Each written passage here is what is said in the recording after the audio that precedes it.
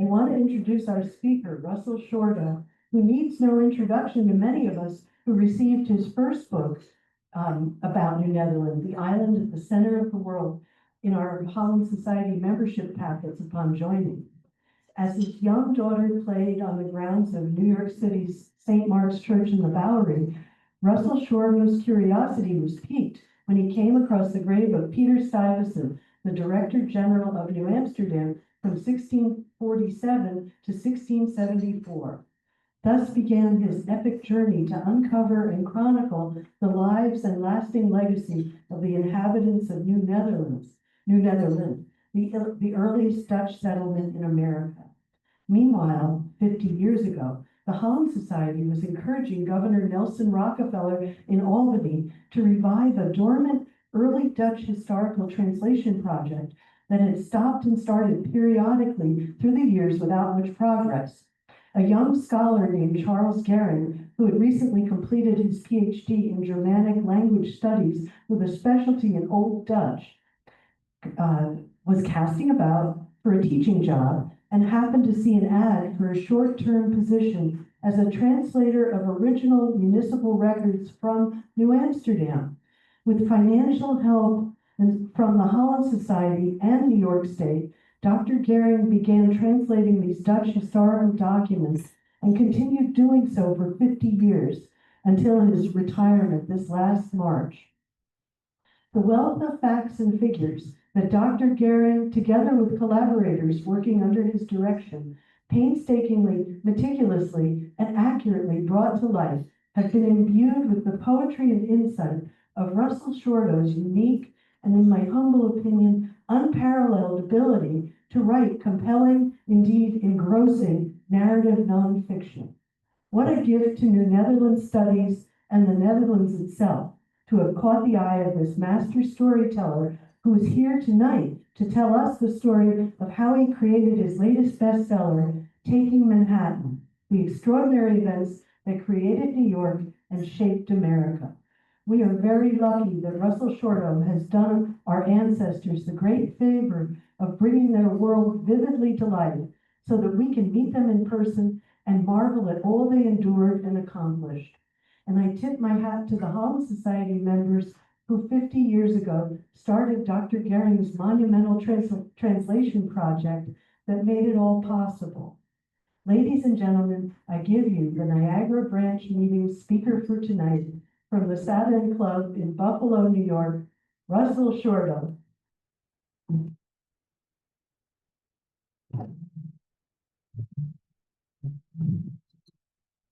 Thank you very much, Sally, and I want to start by acknowledging myself, Sally Quackenbush Mason, who has, as you've all just seen, occupied the presidency of what had been a very male-centric organization, the first female president, with, as you just saw, grace and style and wit.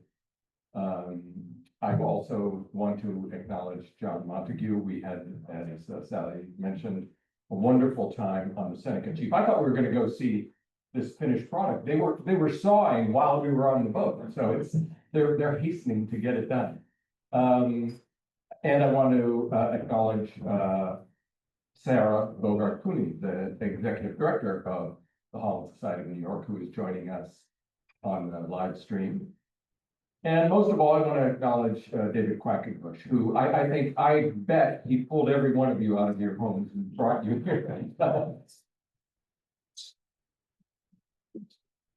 And thank you, David, for championing my work for many years. He reminded me this is the third time I've been here. So the first time must have been in 2004 or 2005. So thank you very much for supporting what I do. It means a lot. So I'm going to talk about New Netherland. The book that is out this year, Taking Manhattan, is a kind of sequel to my earlier book, which came out 21 years ago, The Island at the Center of the World. It zooms in on that 2-week period in the late summer of 1664, when the English ships were in the harbor pointing their cannons at the tip of Manhattan Island, and the Dutch are in the fort pointing their cannons back at them, and what's going to happen. That's what that book is about. I'll come to that, but I want to talk about the backstory as well to give some perspective. And I'm starting here, if you look at the image, with Len Tantillo. I imagine there are a couple of people here anyway who know Len Tantillo. Okay, John knows him. Len is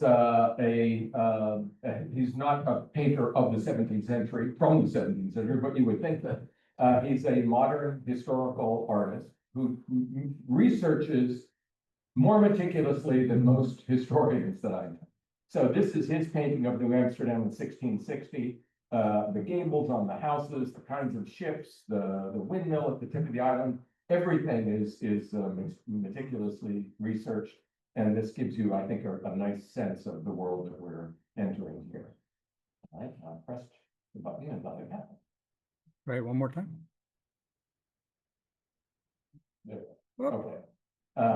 Okay, so this before 20 odd years ago, when I was working on the island at the center of the world, it was commonplace among many historians to think that there wasn't much to what the Dutch did before the English took over. And this is a quote from an early 20th century historian that was kind of typical. Original sources of information concerning the early Dutch settlers of Manhattan are neither many nor rich. The Dutch wrote very little, and on the whole, their records are meager. So, the aforementioned Charlie Gehring and Yanni Venema. Charlie started in 1974, translating the 12,000 pages of records, and that's just the official records of the Dutch colony. Court cases, council minutes, correspondence. Yanni Venema joined him 10 years later. They worked on this for decades together. She retired a number of years ago.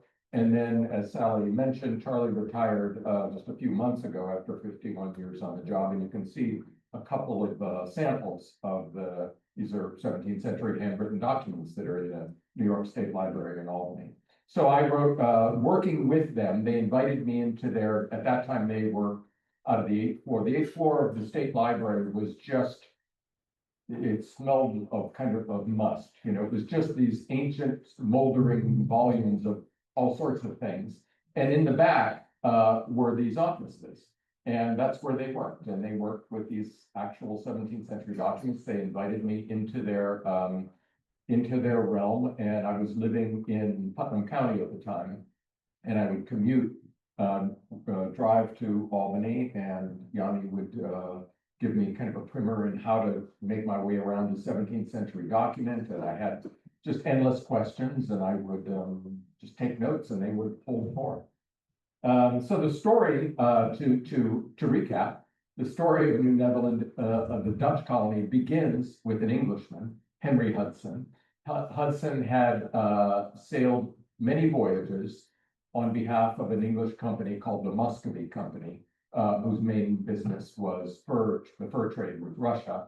Hudson wanted to find and believed he could find a short route to Asia, to the riches of Asia. He took several voyages and didn't find it for reasons we don't know. Maybe they got fed up. The Muscovy Company let him go.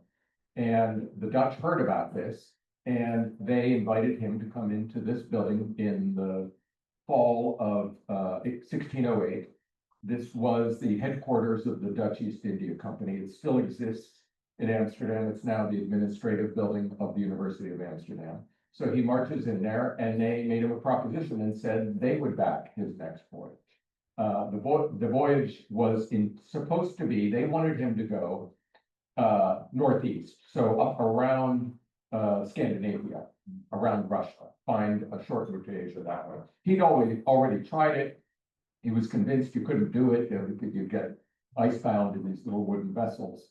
But the contract said that you must do that. So he started that way. Then in mid-voyage, he just tore up the contract basically and changed his mind and went across the Atlantic because he believed there was a short route through North America.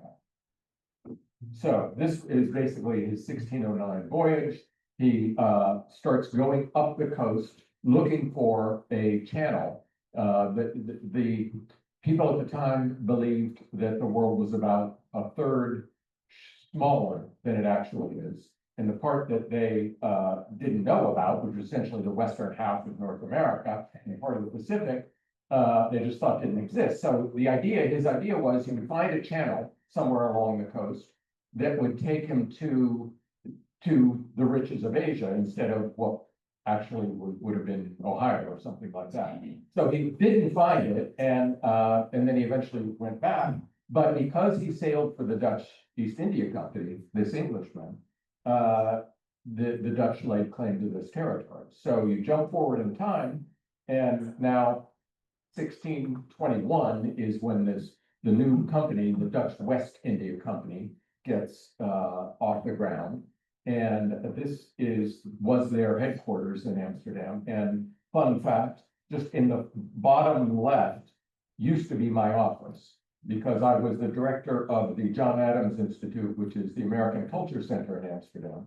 And it was a delightful, I mean, to be that close to the history that you have been involved with. A friend of mine said, it's like you crawled up inside your own book. So it's a very special place. This building, it was the headquarters of the Dutch West India Company.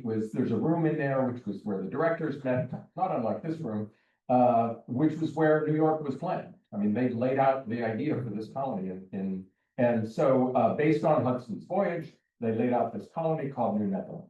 Quickly, just to talk about a few name inheritances in the area around New Amsterdam. You see at the tip of you can see Manhattan Island there at the very bottom. You see the tip is New Amsterdam and Fort Amsterdam, and the northern boundary was the wall at what became known as Wall Street. You can see so many Dutch inheritances. Bushwick comes from Boswijk.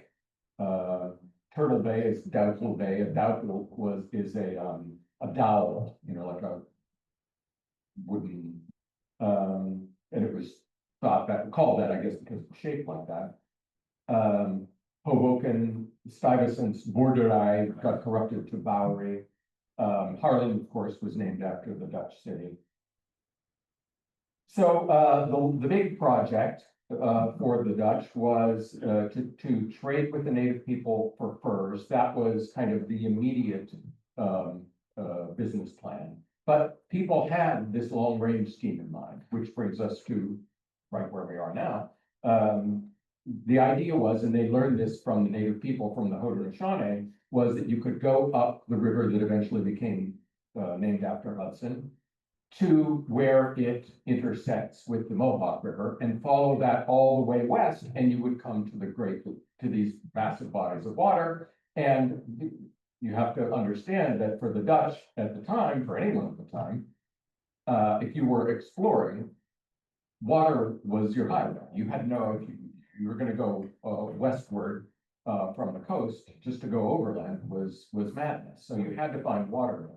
So this was, they thought, it. Of course, they never, I mean, they were able to do that, but they were never truly able to realize that vision until the 1820s, when the Erie Canal was completed. And then you have this navigable waterway all the way. And then from that moment, all the cities around the Great Lakes, from Buffalo, Detroit, Chicago, start to rise.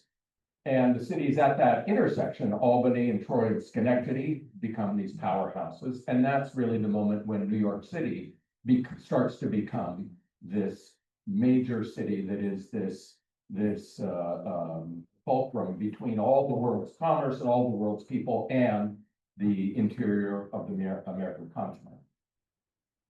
This is essentially the same map, but putting a Native American overlay on it.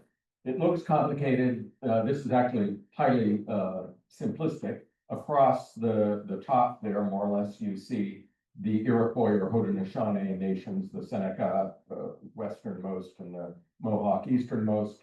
On the eastern side of the Hudson, the Mohicans, and then down around the New York City area, that was the home territory of the people who are variously called the Delaware or the Lenape, and that these were the people with whom the Dutch had the most dealings. This is a longhouse at Ganondagan, the state historic site. And if you've never been to Ganondagan, it's a wonderful place. It's devoted specifically to Seneca history. And in the back of it, sort of in the backyard, they have this replica longhouse. And when you're inside a longhouse, you feel a civilization. You kind of get it, that this was a whole complicated society. This is essentially the same map delineating roughly what was New Netherlands. So of course, boundaries were never fixed, and there were always there weren't enough settlers to really claim. But what stands out here are the river systems, because that's the way the Dutch saw it. The Hudson, which they called the North River, connecting to the Mohawk, and then the Connecticut River, and then to the south, what they called the South River, which became the Delaware. And the name of the game initially was the fur trade, especially beavers. So they were trading with the native people for pelts, and then they would bring them often to what became Albany. That was Beverwijk, and then south to Manhattan, and then they would ship them to Europe. The story that I tell in my earlier book, The Island at the Center of the World, centers around, I write narrative history, which is storytelling, which is, to me, that it is people in conflict. You have to have two people in conflict, then you have a story, then you can do everything else around it. You build the world around that. These two people were in conflict about what this Dutch settlement, this Dutch colony could be. On the left, Peter Stuyvesant, who was the last and the most capable director of the colony, who ran it for 17 years. And on the right, Adrian van der Donck, who Stuyvesant was an official of the West India Company. He was a company man, and he tried to follow orders. For reasons that I don't think we can really put our finger on, the people who came to this colony, this mixed group of people speaking different languages and worshiping different faiths, decided that they didn't want to be serfs of a multinational corporation. They wanted to put down roots. They wanted to have rights as members of a Dutch province. And so there was a lot of friction, and they appointed Adrian van der Donck, who was a lawyer, as their representative. So he was essentially the leader of the opposition party.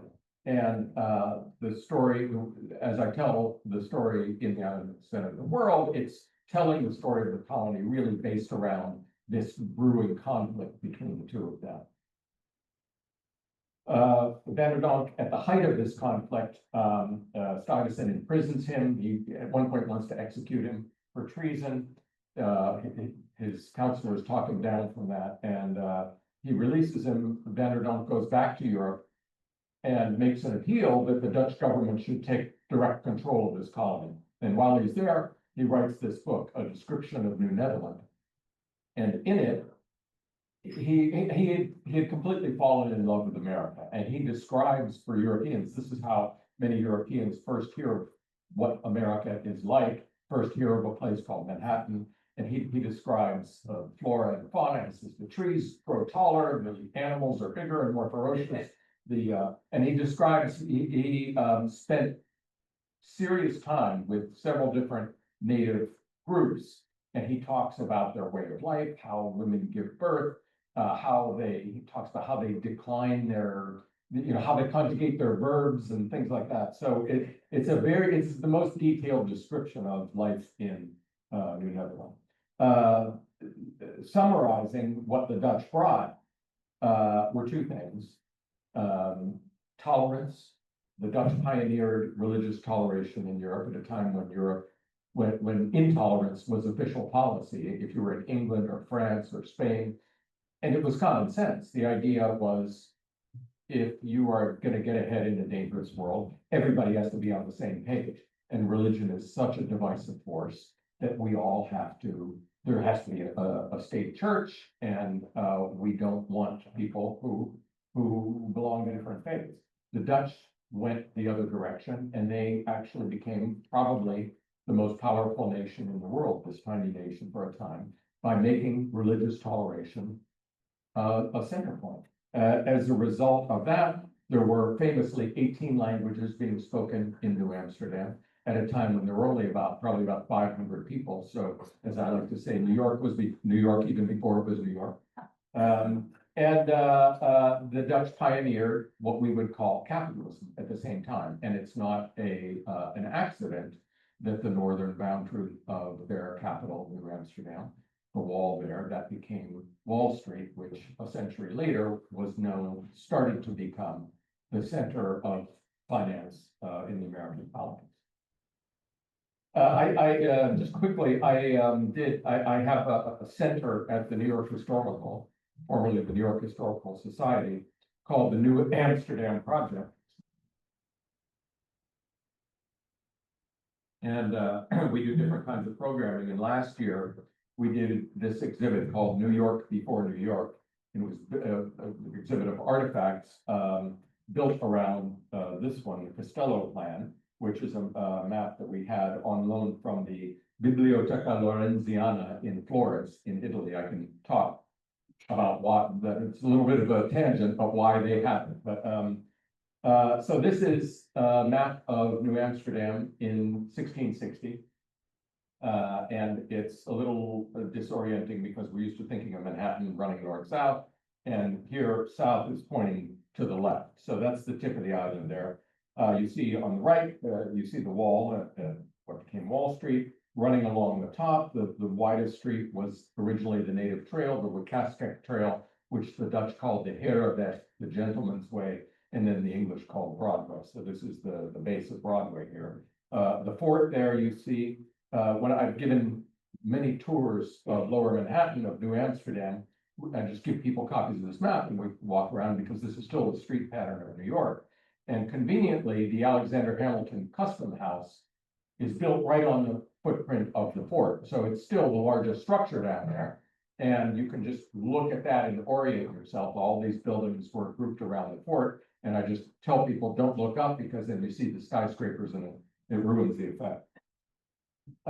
This is another very precious document that we had for the exhibit from the Dutch National Archives. Famously, infamously, the Dutch bought the island of Manhattan. Everybody knows that, from the native people for how much? $24 is so yes and no. The deed has been lost. Surely there was a deed because they negotiated something like 600 deeds with native people in the 40-year life of the colony. It's been lost. But what we have instead is this document. After this happened, the next ship that returned to the home country, this is in 1626, an official who was on the harbor interviewed people on the ship to find out news from this new colony, and he wrote to his bosses. And you can see about the seventh line down, you can make out it's Island Manhattan. He talks about the island of Manhattan. And he's basically saying our colony, it's doing well. Some of the women have given birth. They've got crops in the ground, and then he lists their these different furs that and you can see there's thousands of furs. But what he says almost as an aside is, oh, they have bought the island of Manhattan from the native people for the value of 60 guilders. So I could go on and on talking about this, which I won't, I promise. But basically, the Dutch knew perfectly well that the native people did not have the same notion of real estate transfer. They knew that what the native people were willing to do was enter an alliance of some kind with you. So in this alliance would have been something like, we will stay here, we'll use this island, and you can come and live, and we'll get something out of it because they value European manufactured goods. So we'll trade with you. If one of us is attacked, the other one will help. So it was that kind of arrangement. However, for Europeans, the Dutch wanted to have a document. They wanted to be able to show the English or French or whoever, look, we got a deed, this is ours. So they wanted to play it both ways, is the way I read it. Now, after a short amount of time goes by, they start to, as did the English in New England and as did the French, they start pushing native people out of the way. This is lovely lyrical watercolor of New Amsterdam in 1664, right at the moment of the English takeover. The Dutch were the great cartographers of the day, and this map was considered the most accurate map of this section of the world for about 100 years. In the new book, Taking Manhattan, I weave in the stories of several of the marginalized figures, among them the Jewish community, and the leader of the Jewish community was Asser Levy. So I mentioned that the Netherlands had a policy of religious toleration, and because of that, Jews were more welcome there than they were elsewhere in Europe. I say more welcome because they were always treated as sort of alien. And because of that, there was a Jewish settlement in New Amsterdam. But Peter Stuyvesant was much more like the typical European. He was intolerant. He thought that being tolerant and having different religions weakened you. And he's trying to build a society in the middle of nowhere. So he wanted the Jews out. So Asser Levy, the Jews appoint Asser Levy as their leader, and he repeatedly goes to court and files petitions with Stuyvesant and his council. Then they rule against him, and then he goes over his head and files the petition in the home country, and they overrule Stuyvesant. So Asser Levy, his relationship with Peter Stuyvesant is one, you might say, you might call it a civil rights story, where you're trying to fight for your rights and you're using the courts to do that. This slide is just making the point that there are really three cultures here. Dutch, and when I say Dutch, remember that it's a mixed European settlement. It was also a complicated African story. And that on the left, the upper left, is a basket that was found in dig in Lower Manhattan in 1983. And in it were all those objects you see below there, and that plate was on the top. So it was below the ground. This was outside the home of Cornelis van Tienhoven, who was Peter Stuyvesant's right-hand man. And this is believed to be what is called an impungu, which means a collection. The word means collection. And a healer would gather certain kinds of items, and these are animal bones and all sorts of things, in order to bring about a certain kind of healing of an individual or of a household. So this is rare because it's one of the very few artifacts of African life from New Amsterdam. The man in the center is believed to be a Lenape native who, in the 1640s, there was a vicious war between the Dutch and the Lenape, and he was captured, and two Dutch soldiers brought him back to Amsterdam and exhibited him for money.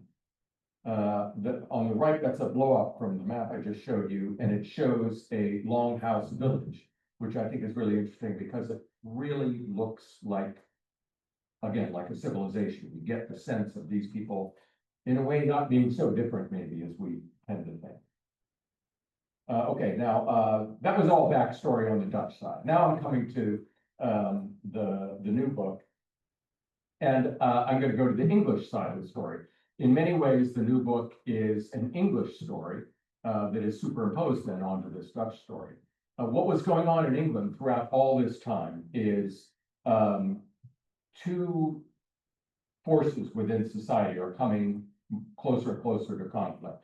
On the one side, you have the Puritans, who wanted to purify the Church of England. They thought the Church of England was corrupt. The king, as the head of the Church of England, was corrupt. And so they wanted to do a complete overhaul. This comes to a head literally in the middle of the century when they execute the king, Charles I. So they capture him, they execute him. And Oliver Cromwell, who you see in the center there, is appointed the Lord Protector, and he rules England in this Puritan government. So the English Civil Wars are, people talk about the Puritans and the Royalists, which makes it sound like the Royalists were just lovers of kings. I think it's more accurate to call them anti-Puritans. So they were basically everybody who didn't want the Puritans to take over and outlaw Christmas and dancing and theater and things like that, which all of those things they did. So the royalists were really kind of the moderates, can't we just have normal life again? So that was this drama, this strife that was playing out in England while all this other stuff was going on in the Dutch world. And on the right is a period engraving of the actual beheading of the king. Okay, so you have the English Civil Wars and this terrible strife. The Puritans take over. Eventually, Oliver Cromwell dies. The two young sons of the beheaded king flee to exile on the continent in Europe, and with them go many of their followers. One of those was a boy, a young man named Richard Nichols, who's sort of the main character in my new book. They have known him all their life. And the fun part for me, we were just talking at dinner about what's the most fun part of working on a book. The fun part for me is finding someone who, had anybody here, how many people have heard of Richard Nichols? Nice, no one, okay. John again. Almost unknown, and so consequential. So I spent a lot of time digging into this man's life. So why was so ultimately he's the one who they were going to appoint to this mission to take this colony from the Dutch. Well, who was he and why were they so interested? Or why would they choose him? Before the king was executed, when he was king, and then his two sons, Charles and James, were young, he was a great hunter, and they would go all the time to a little village in Bedfordshire called Ampthill, because it was the hunting grounds were all around there. And the keeper of this hunting ground was Richard Nichols' father. And the largest, grandest house in the area was where the royal family would stay, and that was the home of the keeper. So throughout the year, throughout their childhood, these young royals grew up with Richard Nichols. So then when they go into exile, he goes with them, and he fights with them, and he becomes kind of a spy. So this is his hometown, Ampthill. I went there, I took my family there. We have fun vacations, we research and things. And it's this lovely little village. And this is his, I just said that Richard Nichols is almost forgotten. In Ampthill, they remember him. His tomb is in the church, and you can see it's got an English and a Dutch, or it's English and an American flag. And they say, you can see at the top of the tomb against the wall, there is supposedly the cannonball that killed him is embedded in it. How anyone would have known, later this guy's going to be famous for New York, and so we better get that cannonball, I don't know how those things happen. So one of the things that Nichols did while he was in exile with them, he was a spy, and he was involved in a lot of secret missions and trading messages, and everything was in cipher. This is an example of these pages and pages of messages that when you're doing this kind of work that you use to compile this backstory for this character who's going to become so significant. So to me, this was really fun being at Oxford. And so just to point out very quickly, if I can find it now. Okay, about 2/3 of the way down on the right side, if you see the number 49, the numbers were the cipher, and then just above them, the receiver of the message decoded it. And above that, it says Nichols, and on the next page, it says arrived safe.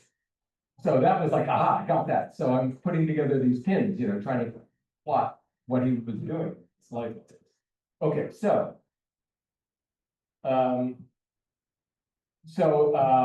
It's 1664. The royals come back onto the throne. That England is tired of this chaos. They ask them to come back, and Charles II now is the king. Richard Nichols comes back with them, and he has this title. He's a groom of the bedchamber to James, the Duke of York.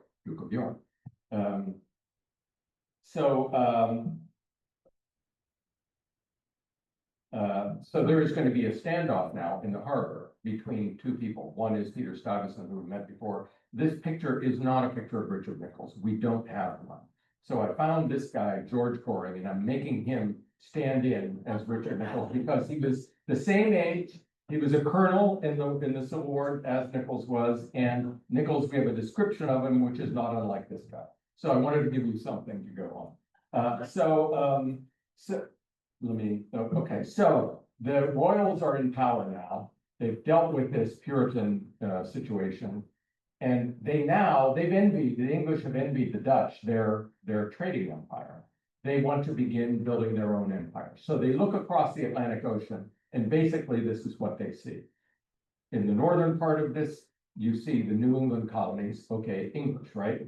To the south, you see English settlements, Maryland and Virginia.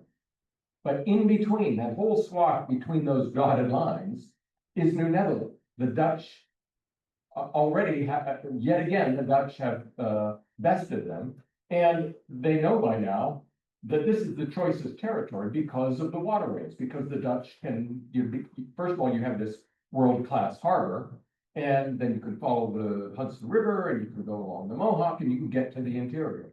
So they now covet this. They want to get rid of the Dutch. But that's not the only problem on this map. New England is settled by the English, but it's settled by the Puritans, the very people who cut off their father's head. So the Puritans based in Boston they want to act like the Stuarts are not back on the throne, because remember, they hate the King of England, who they think is a corrupt ruler of the Church of England. So they give Nichols two very difficult missions. One, somehow, and they don't, they just do your best, take this colony from the Dutch, and then try to figure out how to make the Puritans in New England bow down to us, basically. So Nichols, with 450 soldiers, 4 warships, packed to the gills with gunpowder and weapons, heads for New York Harbor. And this is what everybody expected. This is a scene from one of the trade wars between the English and the Dutch. Everybody expected bloody mayhem, but that's not what happened. And this is probably the kind of map that Nichols had when he sailed in there. This was made in 1637 of New York Harbor, and you can see everything just looks kind of Staten Island and Manhattan Island further to the right. This is the same territory, a little more modernized. So Richard Nichols sails into this territory, and you can see Manhattan Island up north near the top there, and you see a number of the towns that the Dutch had founded: Vlissingen, which became Flushing; Breukelen, which becomes Brooklyn; Vlakkenbos, which becomes Flatbush; also Gravesend. That's where Nichols sails. Why does he go to Gravesend? Because it was an English settlement within the Dutch territory. And he had done his homework starting in London. He had done his homework, he interviewed people who lived in the colony, and he knew that this would be friendly territory. You can see Gravesend Bay there. So he anchors his ships in Gravesend Bay. And then what he does is he sends a boat with messengers through the channel, through the Narrows, to New Amsterdam. Peter Stuyvesant reads the note, he composes a reply, messengers go back, and this is this 2-week period where they're feeling each other out. So Nichols, what he had done during his time in London and while he's here, he's interviewing people, he's learning about this colony, and he knows that it's become a very special place, that they are doing remarkable things. All the people there are traders, and they have learned their trade networks extend to the Caribbean, South America, West Africa, different parts of Europe. So in essence, they have invented capitalism, and they have invented a pluralistic society. Remember, they're speaking different languages and all that. This is unusual stuff at the time. So it's bewildering to someone like Nichols, but he's fascinated by it. So what he decides is he doesn't want to just blast away and have, okay, I've got this island, I've got this rock, what am I going to do with it? He wants this society, he wants this secret sauce that is only in its inhabitants. So what can I do to keep them? What can I do to make this English, but keep them happy and keep them doing what they're doing? So this is what goes on in this 2-week period between him and Stuyvesant, where several times it's going to come to blows, and one or the other of them starts to like, okay, we're opening fire within 24 hours, and then something happens, and they bring down the temperature. From the Dutch side, they had tried, Stuyvesant and his settlement, his inhabitants, had tried for years to get, starting with Adrian Vanderdonk. Vanderdonk, years before, had made an appeal to the Dutch government. Look, take control, bring soldiers, bring settlers. We have this colony. We're making a go of it. We sit beside this continent that you can just exploit endlessly. But the Dutch were elsewhere. They were occupied with making money in the East Indies, in Asia. They were making a lot of money there. They were more interested in Brazil and South America. And so they just wouldn't pay attention. By now, they knew that. All the inhabitants, 1,500 people lived in New Amsterdam at this point, and they knew they weren't going to get anywhere with the Dutch government or the West India Company. So what happens in this back and forth is the Dutch know these English, Nichols, is not like the Puritans in New England. He's the other guys. He's the moderate ones.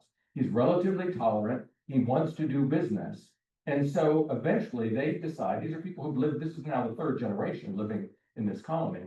And they're like, well, you know what, if that's the case, if he can assure us of that, then we'd rather go with him than stay with the Dutch.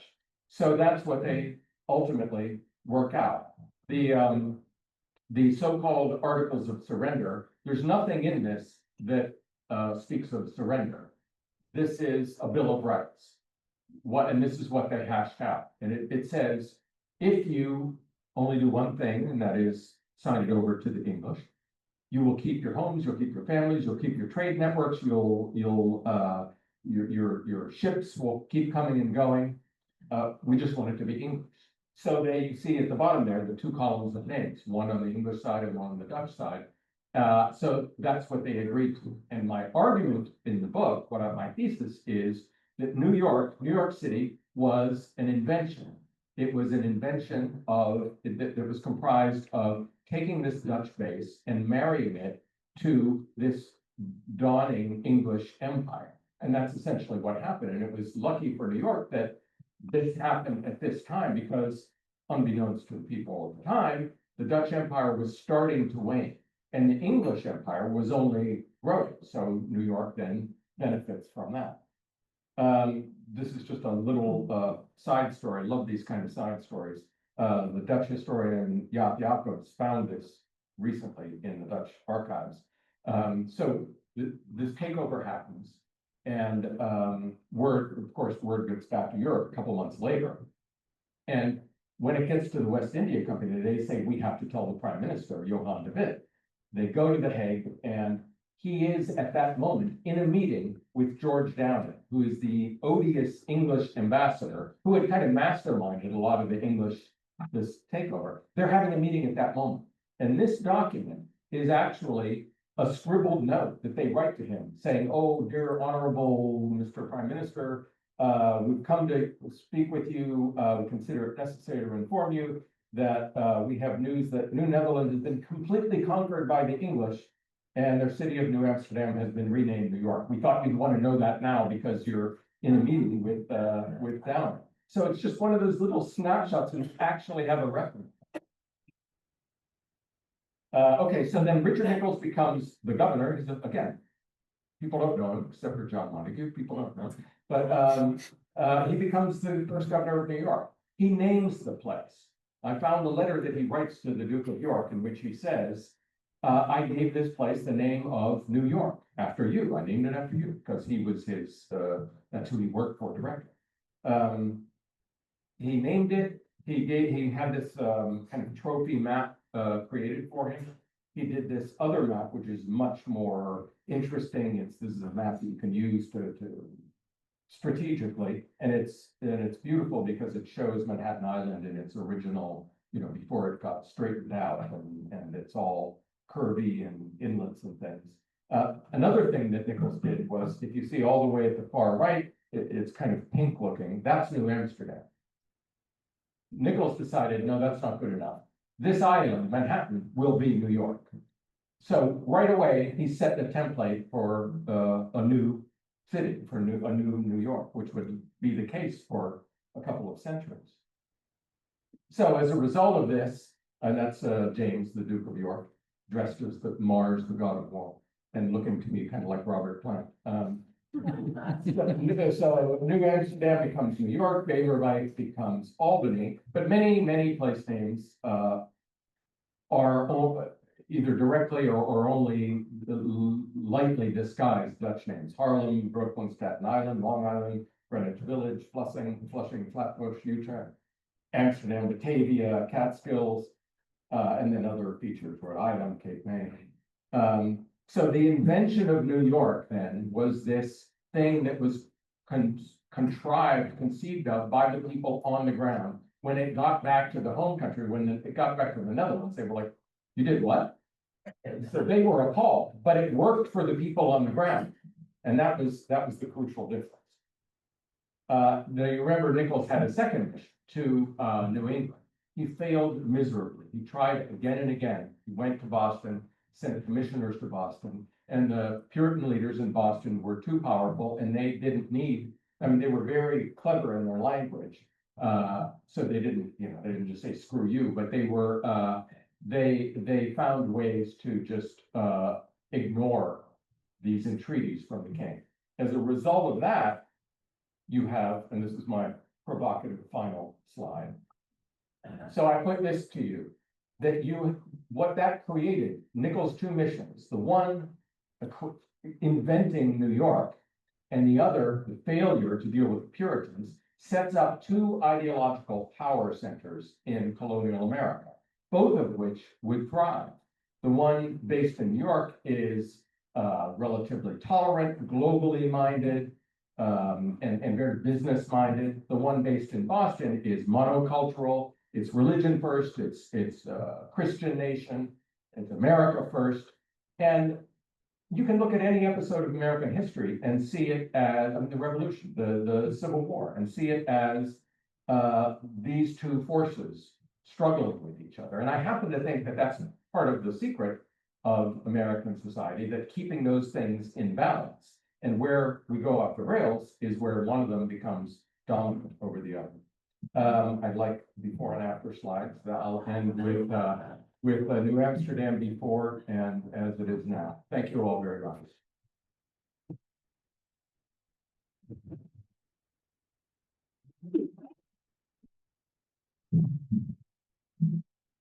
Did I take some questions? If you have questions, is that any questions or comments? Yeah, David. Russell, there was a fair amount of communication from the island to England. Today it's a thumb drive and it's over in about 1 second. It usually took about 60, 70 days to sail. Was there a level of patience just waiting for an answer to a question? Yeah, so he's asking. How did they handle Yeah, that? could you repeat the Yeah, question for the Yeah, back? I'll repeat the question. Yeah, he's asking about communication. It took 6-8 weeks. So in a case like this, Nichols, of course, they all knew this. So when they sent him off on his mission, they gave him a huge amount of latitude because you have to, because you're on the ground, something's happening. What are you going to do? So that his instructions are very vague. And at one point they say something like, well, you figure it out. And so that makes it all the more remarkable what he did. It was really him and these other people on the ground, really on both sides, who had to hash this out. And then later, much later, it gets reported home. But generally speaking, yes, people, not only did it take a long time, you didn't know if it was going to get there. So people usually wrote in duplicate or even triplicate, and they sent it on different ships. And it's really interesting trying to piece together conversations, so to speak, between, for example, Peter Stuyvesant and the directors in Amsterdam, because you spent the whole first part of the letter is recapitulating. This is what I said in my last letter, and I hope you got that one. And here's my answer to the one you sent before, and so it's these tangled communications that people were just used to. Yeah. One of the most interesting characters in the book that I found was, Winthrop Jr. You talk about him, and all these not to mention you talk about, so he seemed like a pretty pivotal character.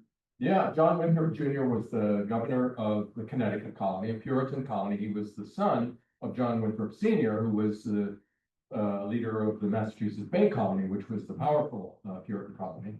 He's interesting because, you know, I'm talking about the Puritans and the Royalists as two different blocks, but of course life is more complicated than that. And there was what you might say a more orthodox Puritan, and then there was a more liberal Puritan, and that's what Winthrop Jr. was. He was a medical man, he was a scientist, he was an alchemist, and by the way, really interesting that many of these figures on both sides of this, English and Dutch, this is also the dawn of what we would call science, and they're like Richard Nichols was close friends with Robert Murray, who was the first head of the Royal Society for the advancement of science, and he's taking part in all these experiments they're doing. And Peter Stuyvesant also was interested in this, and he would write, and they would say, "Oh, will you say, you know, if you've got some new mineral, will you send me samples?" So all that's going on. So John Winthrop Jr. is part of that.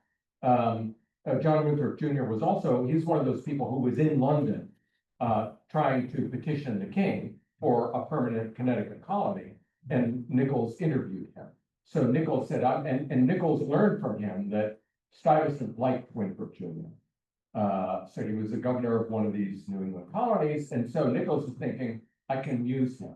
So once he's in New York Harbor and dealing with the Dutch, he's writing to Winthrop, and he makes arrangements for Winthrop to come to him.